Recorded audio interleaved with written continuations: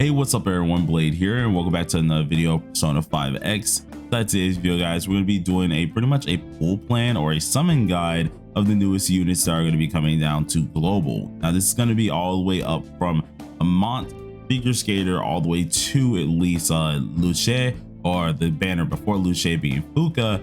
And I think this is mainly going to help a lot of people just see all the overpowered characters that are going to be coming and kind of deciding if they really want to follow a summon guide or at least decide for themselves.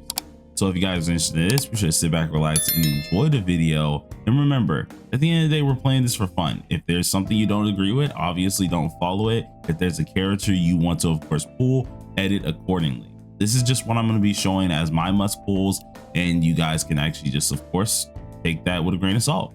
But let's try to get into it. Before we continue with the video, be sure to support my channel by clicking the link in the description and starting a new Raid Shadow Legends account. You'll also get $200 worth of free goodies, a legendary champion, as well as 4 awesome epics as you level up. Make sure to use the code Desert Queen as well to get another legendary if you want to, and this helps out not only just me but the channel a lot, so be sure to click that link and join me in Raid now. Alright, so quickly getting started with our first character here. This will be Mont Figure Skater.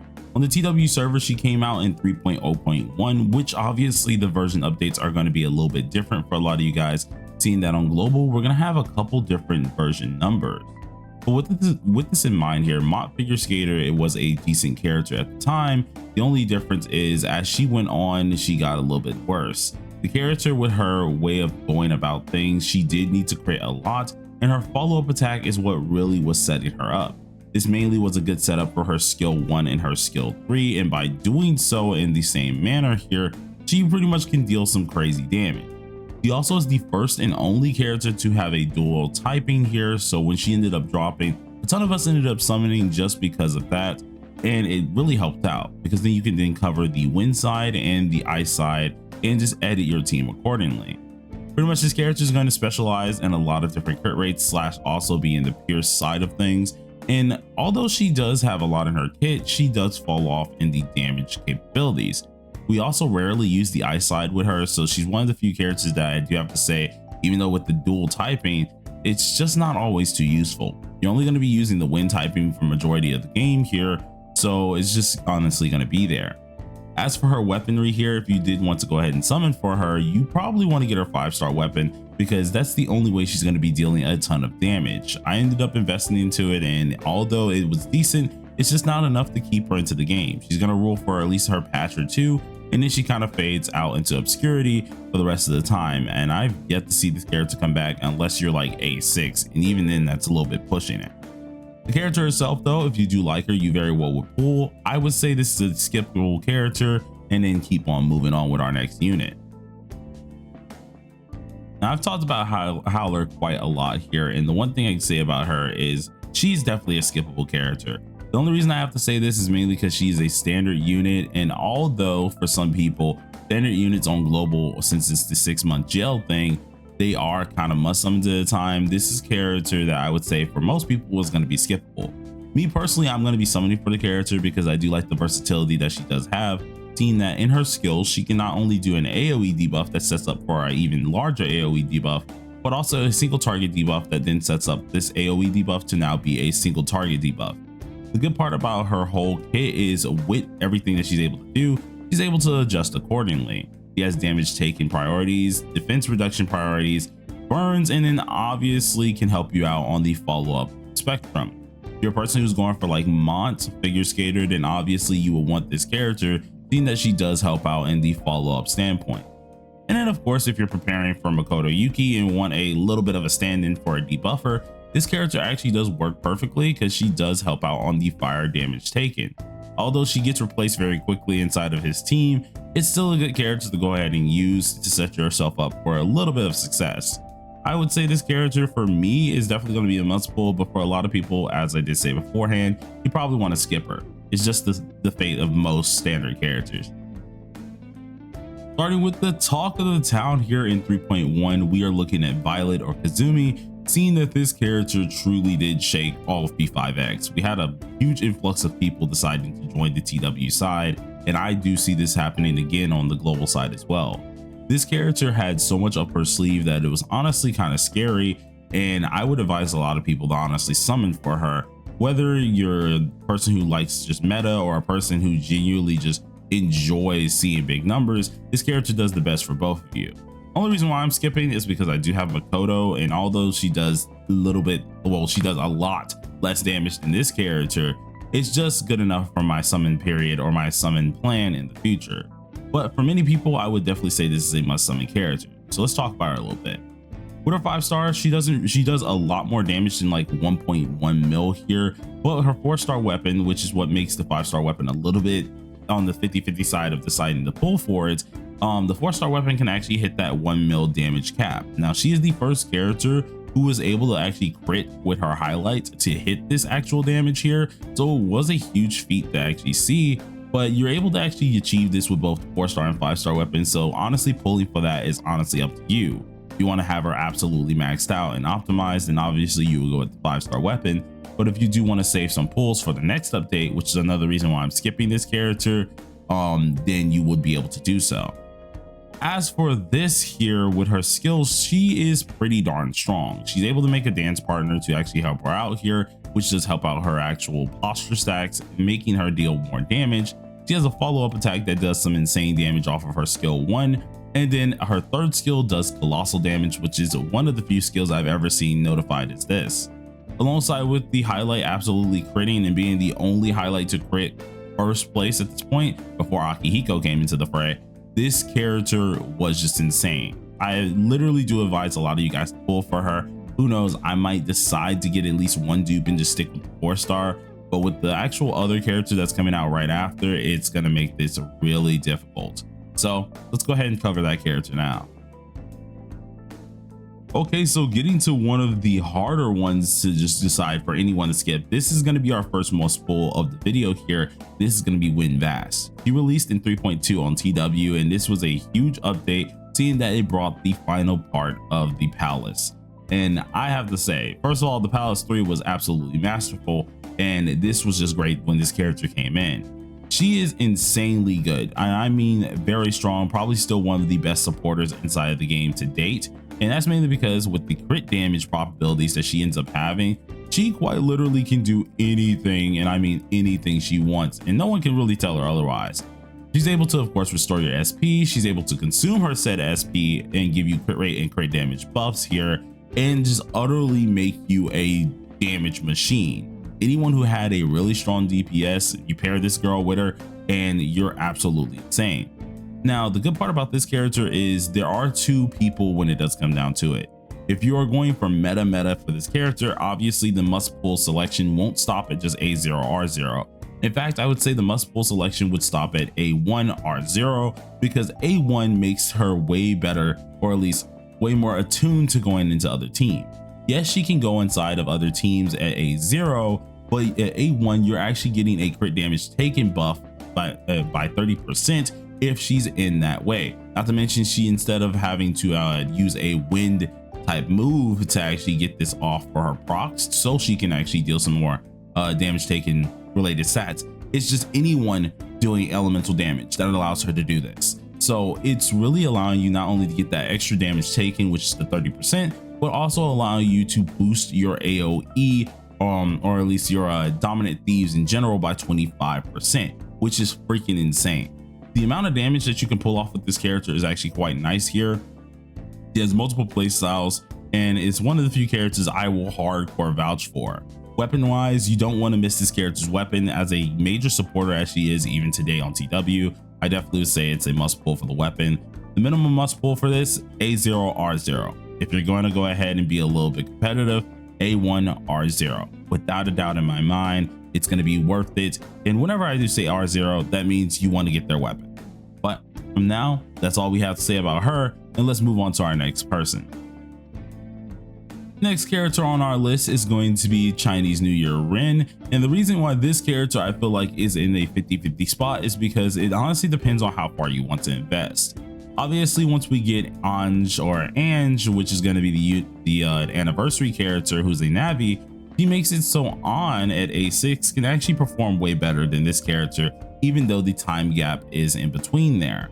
But if you decided to invest into this character by getting her weapon and getting her A1, obviously this is a character that is really good to go ahead and get, which is why I put this character more in a should be considered type spot here, and it's honestly up to the user. For me, I'm personally going to be skipping. I think a lot of people should skip this character honestly, but it's up to the user. So I mean, there's not much I really have to say about her. She did break a lot of AoE damage spectrums here, which was freaking insane to see. She's also one of the first characters to truly advise technicals inside of her kit, in which she's just amplifying any type of technical effects that you really can do.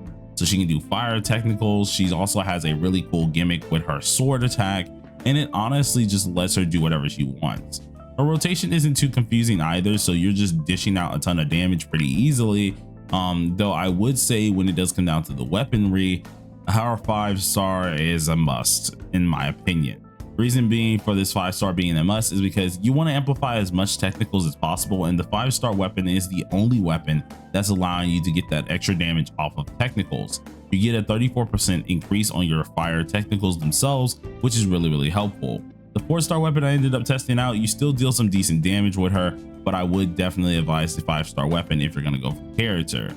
Obviously though, if you don't want to get out DPS by Ange, well A6 Ange at the time, then you need to invest in that A1. So once again, should be considered. She's a character that depends on you, and that's all I really have to say about her. Now in 3.4.2, we got this beauty who came into the game, and this is Matoi. Now Matoi is in an interesting spot because as good of a debuffer as she is, most debuffers inside this game I can't really recommend to anyone. All of them are in a 50-50 spot, and it honestly just comes down to the user, and this is no different. I feel like this character, even though as good as she is, she's in that 50-50 spot that you could be really considering on. Debuffers themselves inside this game are on and off, mainly because the supporters that we do have, as well as sometimes the healers that we have, are absolutely overtuned. So usually you're not going to be using a debuffer unless they are just doing a stellar performance. This character is mainly going to be used if you're having at least a Rin Lion Dance. If you don't really have her, then I mean, like, there's not a real point into getting her. I mean, if you decided to dupe out Haru, then you could very well use Matoi to get more of that defense down. But even then, even in Haru teams, sometimes the supporters are a little bit more valuable. So it honestly just depends on the user here. She does specialize in defense downing as well, and she actually has an ice technical, and based on what you trigger it with, she can deal a different bunch of technicals here. Some of them being like the extra skill damage bonus, others being additional damage with fire related attacks, and then other ones can just be like a freeze. So I mean, like, it honestly just comes down to what you really want to do here with this character. If you really wanted to run her optimally, then that's where things get a little bit confusing with this girl, because her 5-star, or at least her rotation, doesn't work as well as we think it would. At least to get the enhanced off 24/7, it would usually need to require like an A1.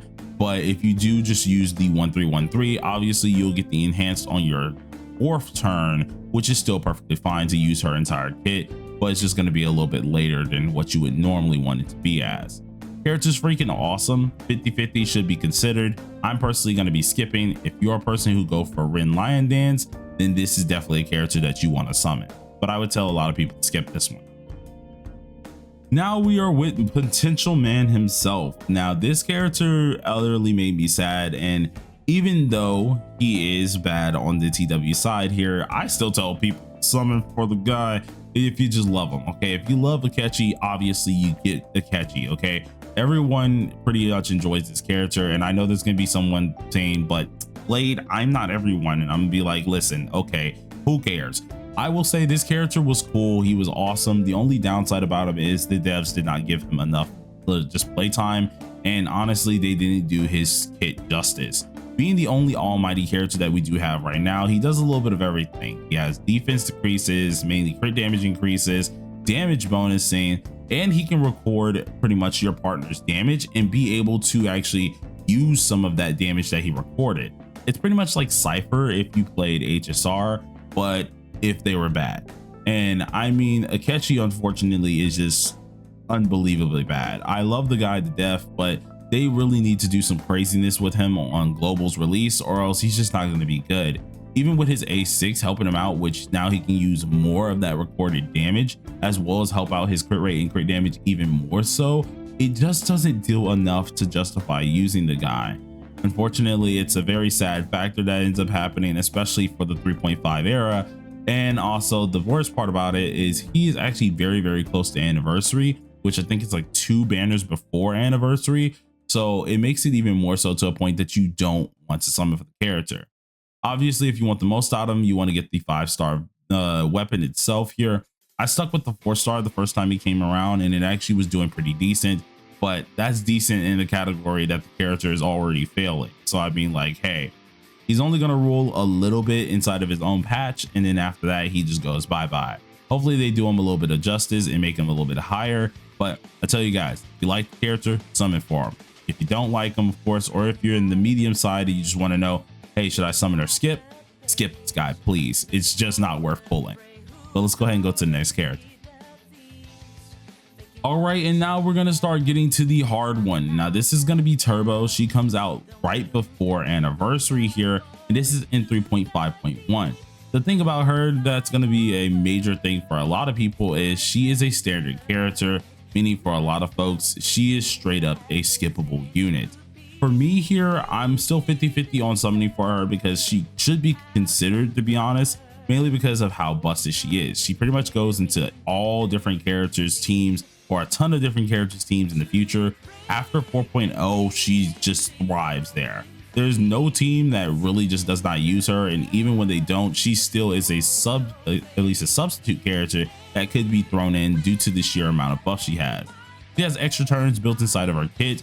She obviously can use her entire kit on turn 2, which is amazing because once you use the first turn, which can take down some nice shields and crit, her second turn she gets her mask and she can pop off both her skill 2 and skill 3, utilizing her entire kit and giving you not only sustainability but a ton of buffs to deal some crazy damage. This character is definitely one I say should be considered, though if you're going to use her 5-star weapon is nice and all, you don't fully need it. It's only if you want to absolutely overtune the price out of her, you can actually use her 4-star weapon. So that's what makes this character even better, especially if you did decide to go ahead and use her. I will say though, man, it's going to be a hard choice for me because last time waiting the 6-month jail is already hard enough, and if that wasn't in play, I would definitely skip this character. But seeing that we have the 6-month jail, it's starting to slowly teeter me over to the must summon selection for myself. But right now I would definitely tell a lot of people to go ahead and skip her because the next update is going to be a big one.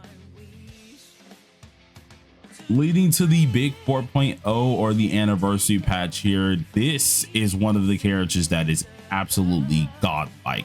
When she came out, being Ange or Ange here, she came out, I have to say, it was just the hugest meta shift and the hugest shift in general for just general use and just meta use in general, because oh my god, she does way too much. She has obviously extra turns, which if you ended up max duping her, you can do that twice. So instead of having the 1 extra turn, he ended up getting 2 extra turns. So that was already insane. She's able to boost your pierce rate to ungodly amounts, can debuff remove, can heal you, can even give you some high key damage bonus rates, and everything is absolutely crazy. The amount of buffs that she gives out while also being able to handle your entire team is freaking awesome.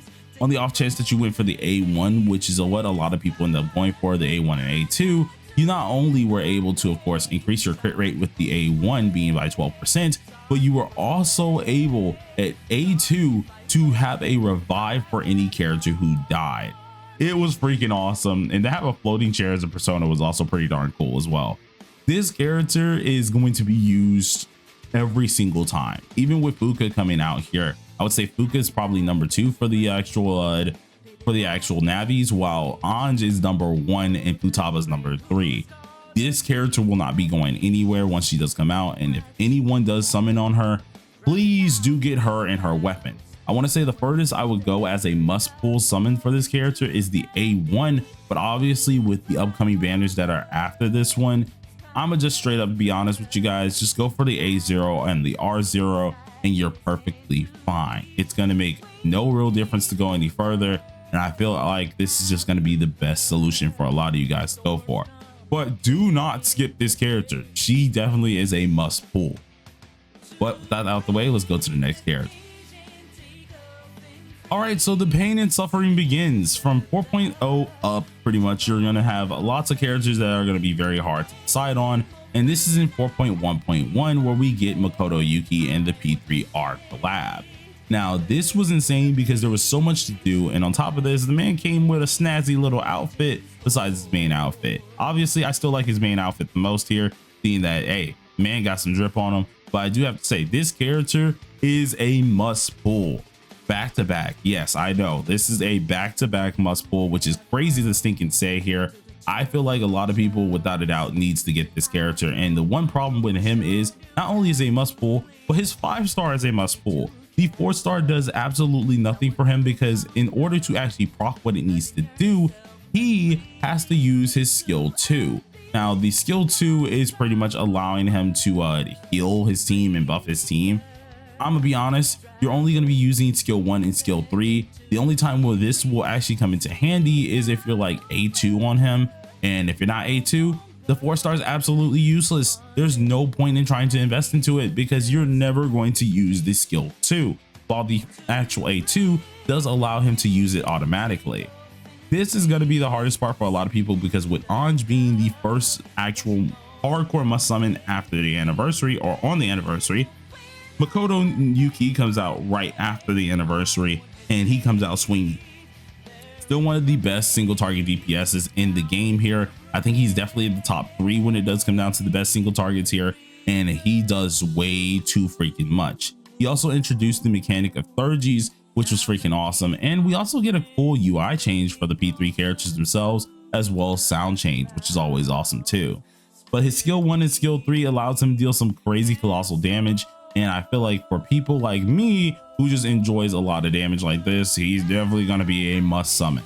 This character, if you are going for Barry, heck, if you're even going for either one of them, they're both kind of must summons. But let's say if you're not going for Barry, Makoto Yuki needs to be on your account.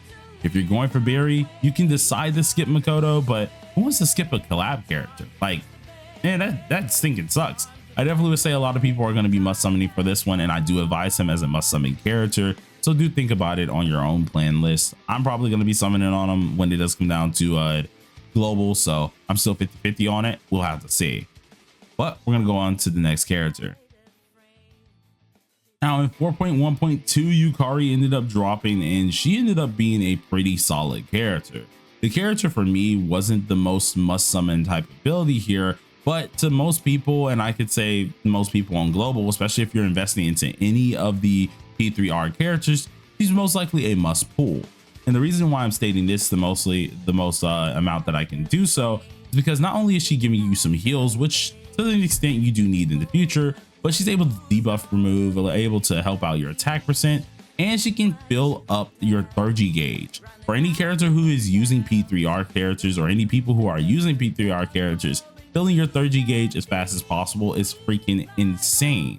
Not to mention, they started doing this weird thing inside of P5X where now healers themselves are providing a very good buff just in their base kit, and she does this off rip. So it's actually really nice to have her in your team. The only downside about her is when you're with non-C's people, she's not being the best character. She's mainly just being a version of Ford, which instead of filling up their highlight bar, she doesn't do that. She just ends up giving them a nice little buff and saying, here you go, pat you on the back and get moving. While for C's characters, she's obviously giving them that nice buff. She's giving them their Thurgy fill gauge, and that is absolutely amazing to do. Now this character herself, I would say, is definitely a must pull for many people. For me, I would have to decide on it. If I end up pulling on Makoto Yuki, then obviously I will go for her because they just go hand in hand, and it makes it so much easier to get past content. Though at the same time, if I don't pull Makoto Yuki, she's going to be on the 50-50 chopping block, mainly because this character, although she's good at healing, I could easily just wait for Summer Marian, who could do buffs and also just use a healing item if I do need it. But I would say she's a must pull for most people. Her weapon, honestly, you don't have to get the weapon at all. The 5-star weapon is actually skippable. So you could use the 4-star weapon. I stuck with it for a little bit, did some testing with it. Honestly, I don't see too much of a difference based on the 5-star and 4-star. In some cases, I feel like the 4-star is actually insane. So it's honestly up to you guys here on what you want to do. but I would say she's an awesome character. Pull for her if you like it. If you don't want to go for Makoto, then obviously skip her. Leading us to our last P3R character of the first part of the P3R collab, that is Akihiko. Now, Akihiko is in a very weird spot here. At the time and the point that he came out, he was pretty darn good, and he still is good today, to be honest. Just, I'm not sure if he's must pull like capabilities yet. The only reason why I would probably say he's a must pull is because he is our only electric AoE DPS, because we're not going to even try to count Closer as one of those. So to actually fill this role, he's definitely a must pull character. Though when you go ahead and look at the next characters that are going to be coming out here, that kind of makes it a little bit more hard to vouch for the character. To pretty much put it simple here, he's along the same lines of CNY Rin, and until Summer Puppet does come out, the character himself is going to be ruling for a little bit of time. But the downside about this character is he will need characters like Yukari. Reason why I state this is because his 30 gauge is pretty darn high. So if you go ahead and use Yukari with this, you'll be able to, of course, build his gauge up faster. Though there is a little bit of a chance that you don't have to use Yukari with this. He's actually very, I want to say, substitutional with his supports, which is always a good thing, because with the amount of damage they can deal, which he's going to be using all his skill 1, skill 2, and skill 3 here, his supports honestly just gotta give him some extra buffs or either give some extra debuffs, and this man is just running damage down, and I mean absolutely dealing some crazy numbers here. Anyone you can probably use with him is like Turbo. You got characters like Winbass, the Yukari, Matoi. Any of these characters will be very, very helpful for him.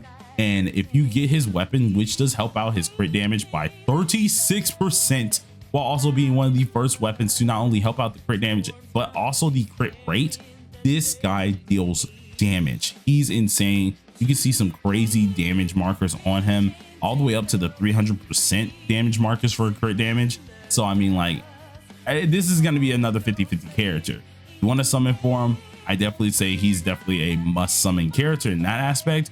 For me, I'm probably going to skip the guy because I'm going to try to hold out until Summer Puppet does come along the line and actually help me out a little bit more. It's either that or either I just take the L and just deal without an AoE DPS. But seeing I'm going to be skipping a lot of other AoE DPSs, this might be where I break and decide to go for the character. So honestly, it comes down to you here. For me, it's going to be most likely a must summon. I would advise a lot of people to summon on the dude, especially if you want to cover the elemental coverage as well as the role coverage. But hey, it's up to you guys. Now we've gotten to the queen of queens, and that is Barry. Now Barry is an interesting one here. She's one of the few characters that, although she is insanely good, I would say she's a considered character. It depends on how your account's going here. The main reason for this is because not only is she just the first single target curse damager that we have, that's good. I know people are going to be like, what about Sophia? That's good here, but her DOT can crit. To me, I feel like this is good enough to be a must summon character, because even if you were able to kill an ad or kill one of the what's it called, one of the actual mobs that are nearby, she technically can turn herself into a AoE character, I say in parentheses, because after killing one with her skill 1, she jumps to the next opponent, in which if she kills that one, she keeps jumping to the next opponent, and this is in her base hit. She has a really cool freaking kit, to say the least, and with DOT that can freaking crit, her highlight that does some crazy damage, her skill 1 that allows her to just jump from opponent to opponent. She is insanely just powerful. She does have a little bit of a complex little setup here, depending on what you have available, but dude, she is freaking insanely good, and the skill 3 does some devastational damage. This character, as I was saying beforehand, is a must summon character here, but seeing that if you pull for Makoto Yuki, obviously you have the choice of skipping her or just going ahead and double down and pulling her. If you decided to skip Makoto Yuki, this is definitely one of the few characters I would say is the character you need to go for.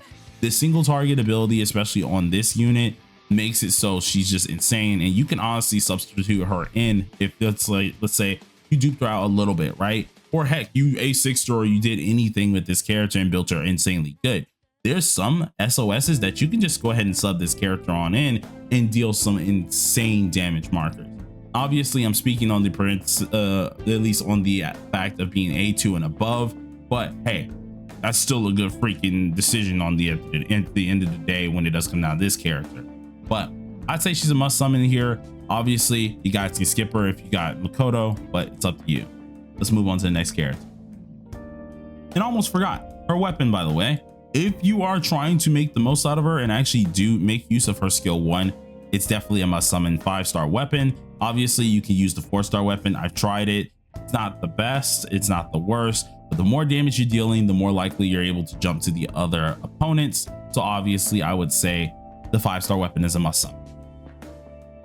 All right, so if you skipped all of the other guys, such as your DPSs here, this is a character you do not skip. This is a buffer that is, even at A0, the best buffer in the game. I've had some people decide to say they're gonna skip this character mainly because people don't like the art design with her. And hey, if you want to skip it, by all means you can, but it is very bad to do so. Now this is going to be Summer Marian, and so you guys already see the other Marian at the far left over there though.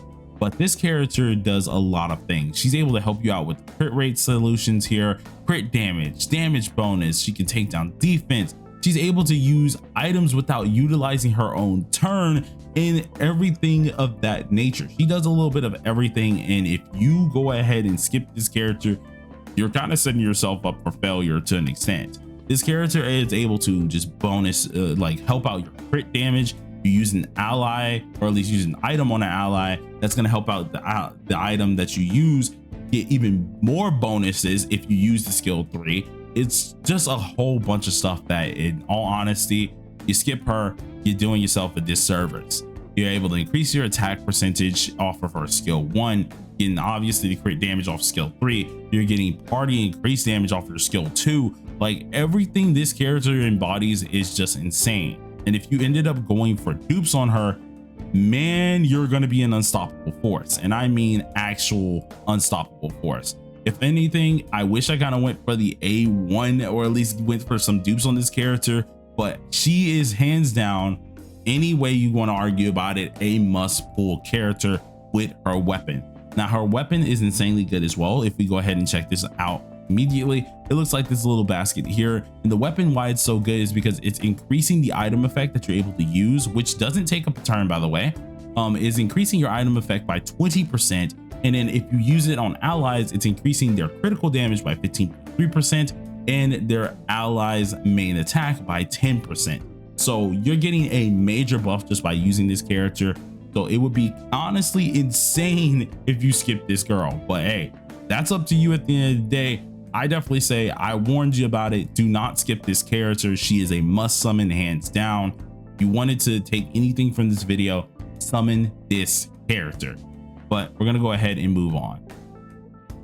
Moving on to our next DPS character here, or our next summer character, we have Summer Puppet. Now Summer Puppet, much like the newest character being Luce, absolutely broke the just marks of everything here. This character is more of a considered character to me, mainly just because she is honestly up to you. Just like Akihiko, it's going to be up to the player. If you decided to summon for Akihiko, then obviously you could skip Summer Puppet. Though if you decided to skip Akihiko, Summer Puppet is your best bet for an AoE damager until Luce. Now we're not going to be covering Luce inside this video, mainly just because he's the newest banner, but Summer Puppet pretty much hits the hardest in the game besides Luce. And that's just because these guys, for some reason, took up the AoE damage to the maximum. And she did this ×2 to an extent, because not only was she able to do it just regularly, but her follow-up attacks is what made it even better. Based on the amount of SP that she was using, the stronger she was going to end up being, and she was able to recover this said SP, which made her even crazier. In fact, I think it was on lafel.net, she actually has a whole bar or a whole chart explaining how she really does work, the required SP you need, and everything of that nature to really understand how this character works and how much damage she can really perform off of. This character inside of the DPS area, I would definitely say should be in the should be considered section as a must pull or not a must pull. Mainly it just depends on your account. If you, as I said before, if you decided to go for Akihiko, obviously you can skip this character. But She is the true AoE ice DPS that we've been missing for a long time. Our only other AoE ice DPS was Yusuke, and I'm sorry, the damage comparison is not even fathomable. Like, you can't do it. You just can't. There's no damage comparison between the two. She just blows him out the water every step, every way, any day. It doesn't really matter what you do. She is going to be the strongest character besides Yusuke. So this in mind here, I say this should be considered on your account. For some people, it's going to be a must summon. For me, I gotta decide, because the AoE DPSs are going to be the hardest to decide about. Checking out our next character, which is going to be Blitz. This is another character that I feel like a ton of you guys honestly is up to your account. This one's a should be considered type character, so it's 50-50. And I don't say she's a must summon, and I don't say she's a skippable unit, especially after the buff she ended up getting. Now she can actually perform all of her skills pretty much in rotation pretty easily. And to be honest, you don't even need her 5-star weapon. You can use her 4-star weapon as an A0 person, and now with the buff that they gave her, perform perfectly. It's kind of crazy to see it, because at first this character was going to be a skippable character for a lot of people, but now that she ended up getting the buff, it now makes her into more of a character that you kind of have to go 50-50 on. It just depends on if you want to have a nice debuffer or not have a nice debuffer. She does damage reductions. She can down the enemy easily. She has shocks. She can help out with damage bonus. She can do crit damage help. It doesn't matter what it is. She can do it all, which is pretty darn interesting. And for the newest AoE DPS being Luce, she's definitely his best in slot. So I mean, hey, if you want to go ahead and build for the future, then I mean, like, she's definitely going to be a must summon for a lot of you guys. But if you're just a person who just wants to use whatever you want to use for now, and when we get there, you decide, then this is a character that you can be 50-50 on and just should be considered. I'm probably going to say she's in the 50-50 range for me as well. So only time will tell how that does go.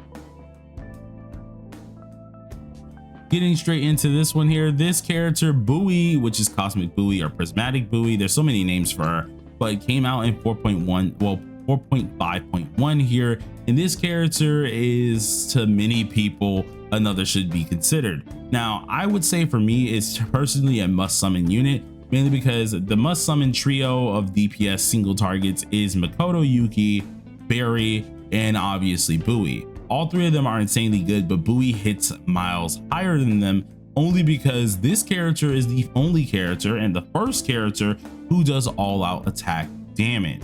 Now this is based in her regular just hit, doesn't have to do anything too crazy or special about it. She's just able to deal all-out attack damage once you get to her first rotation, which is going to be a 2-1-3 combo.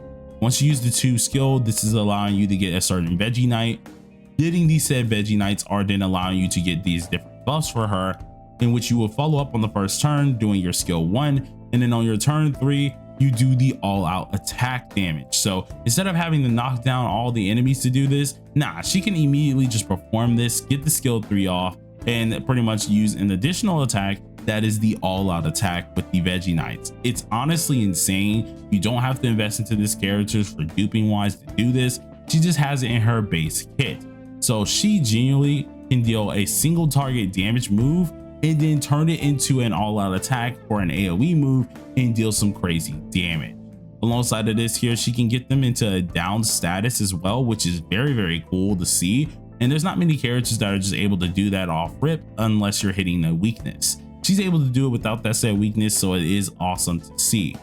Now, in order to get the max amount of damage, of course, for her, you will need to cancel her all-out attack sometimes, which makes it a little bit harder, especially if you're playing on auto. But I mean, hey, you'll be able to still deal the maximum amount of damage if you're paying attention.